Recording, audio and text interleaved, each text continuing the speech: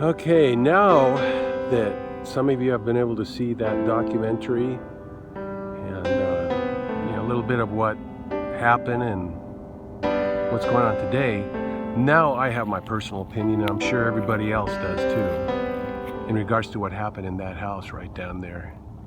And I'm going to tell you my personal opinion. I'm not a professional investigator. I just found this story intriguing. It's always been interesting to me since it happened. But anyway, what I think, people may ask, is Cooper guilty or not guilty? Well, I'll just say this. They placed him here during that time, so, he shouldn't have been here. He should have stayed in prison and served his time and probably be out by now. Were there other people involved? I really believe there was. After looking at that documentary, there were more. First of all, why aren't the state allowing a DNA test on that hair that was in that little girl's hand? I mean, I'm sure that would have a lot of answers. Coveralls, the bloody coveralls that were found at that other house were thrown away by, I'm just going to say, an investigator. Is there tampering with evidence? I'll just say this, it didn't look like it was handled properly. I'm not going to point fingers, but I hope that they didn't cover things up and they didn't tamper with it. I mean, I hate to hear that the people that we rely on do that.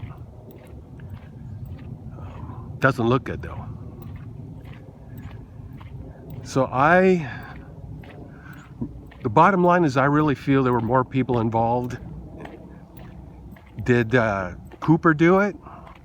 I look at him and he just does not seem like a kind of guy that could get 3 weapons and do that. I mean, think about it. Unless he was on drugs or something, I mean, you get tired. The dad was a Marine. The mom, from what I hear, was quite tough. I just don't believe that one guy can do all this. It's kind of a sad story.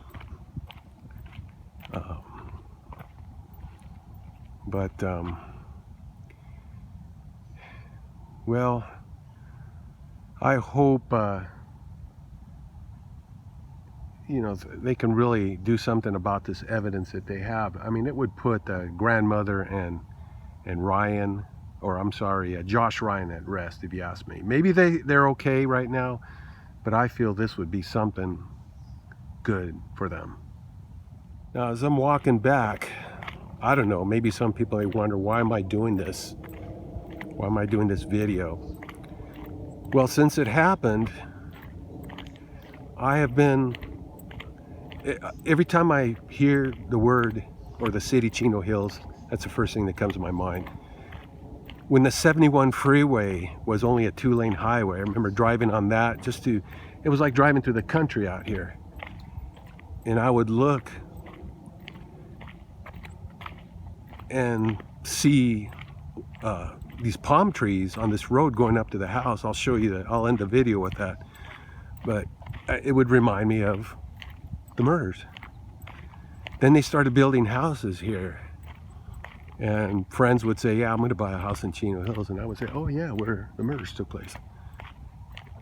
Only thing I associated with Chino Hills was the murders, Aerojet, and the green mist.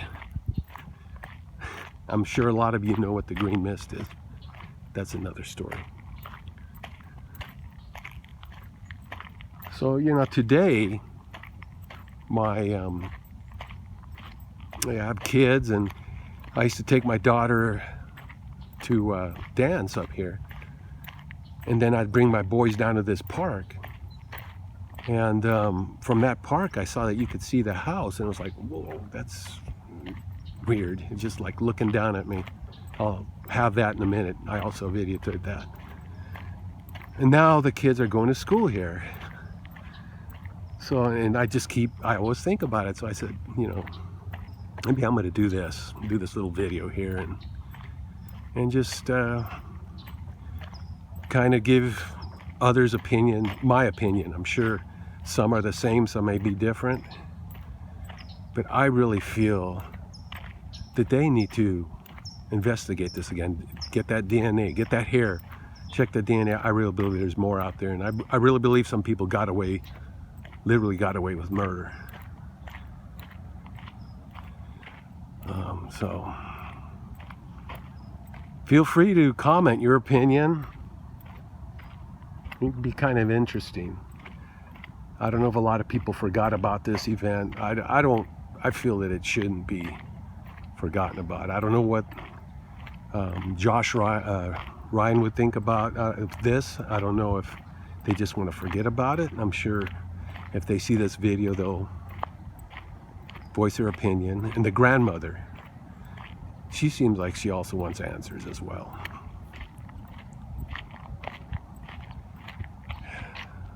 Yep. And what got me so interested in this event that took place in '83 again is I had my kids were playing here, and I was just standing around watching them, and then I decided to look up and saw that the house was just right there. And again, I started thinking about it again, so it's kind of interesting. I would like to end this video by showing you these palm trees. These palm trees run alongside a road that goes up the hill and ends up at the Ryen house. Well, it used to be the Ryen house. Someone else owns it now. But every time I went by, even before the park was here, I would see that. It always remind me of what happened up there, that massacre. And never forget.